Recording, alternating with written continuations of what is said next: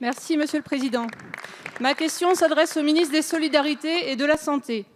Monsieur le ministre, je souhaiterais vous alerter sur la situation extrêmement préoccupante dans laquelle se trouve la pédopsychiatrie dans le département de la Mayenne, avec une succession de fermetures de centres médico-psychologiques à Château-Gontier, Ernée et Évron, faute de médecins. À la fin du confinement, il a été annoncé que le CMP de Château-Gontier resterait fermé provisoirement. Il est proposé à 40 des 120 patients un suivi à Laval, mais c'est à 30 km et à 40 km de route. Si les CMP d'Ernée et d'Évron ont pu partiellement rouvrir, ils sont en réalité en sursis.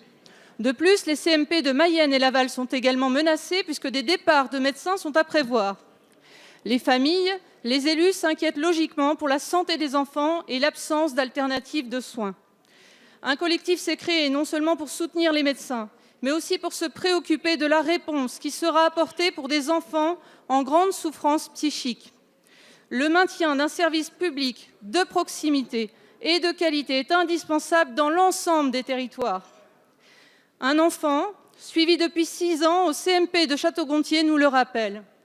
J'ai des troubles autistiques et quand je suis au CMP, je réussis à me calmer. Et puis il y a d'autres enfants comme moi. Et même d'autres pour qui aller au CMP est indispensable. Bref, s'il vous plaît, ne fermez pas le CMP. Monsieur le ministre, devant cette crise sans précédent, dans notre département dynamique, dont la qualité de vie n'est plus à démontrer, on l'a vu avec l'énumération des festivals dans la Mayenne de Madame Bachelot tout à l'heure, mais 3e désert médical de France, quelle réponse pouvez-vous apporter aux patients et à leurs familles en attente de continuité des soins ? Merci, chers collègues. La parole est à Monsieur Olivier Véran, ministre des Solidarités et de la Santé. Madame la députée Géraldine Bannier, au-delà de la situation particulière de la Mayenne que vous citez dans votre question, vous faites en réalité état d'une situation problématique dans notre pays tout entier. Le problème, c'est celui de l'accès aux soins, notamment en pédopsychiatrie, sur une partie croissante du territoire national. C'est inacceptable. Vous me demandez si je comptais fermer un CMP. Je n'ai jamais eu l'ambition, la vocation, la volonté, l'idée saugrenue de fermer un CMP. En revanche, effectivement, il faut des médecins, des soignants pour ouvrir un centre médico-psychologique comme il en faut pour ouvrir des hôpitaux. Je veux que la France mette le paquet pour la filière de pédopsychiatrie.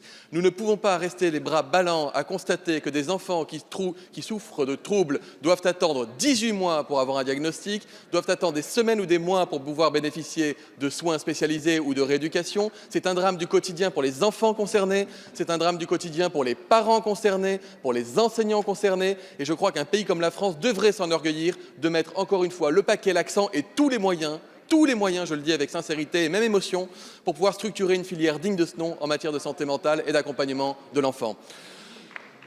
Nous pouvons envisager différentes solutions, Madame la députée. Je ne peux pas faire ici de propositions qui ne seraient arbitrées, mais il y a des idées.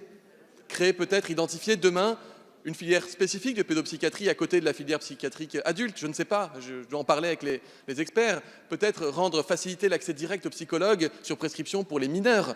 Peut-être que la France est capable de faire cela aujourd'hui, compte tenu de la situation. Et pour vous répondre sur le cas précis du CMP que vous citez, je crois qu'il y a une bonne piste avec le recrutement d'un médecin en provenance du CHU d'Angers qui viendrait à partir de septembre faire une vacation hebdomadaire au CMP de Château-Gontier. Ce serait un doublement par rapport à l'existant. Et puis il y a des postes partagés entre le Sésame et le CH Laval. Pardon, je dois ici lire mes fiches. Je ne connais pas encore tous les établissements de France. En tout cas, Madame la députée, merci pour votre sollicitation, votre attention portée à cette grande cause pour notre pays. Quelques instants, pas plus. Quelques secondes simplement pour faire un appel aussi aux étudiants en médecine. Il faut venir aussi dans nos territoires qui ont besoin de médecins.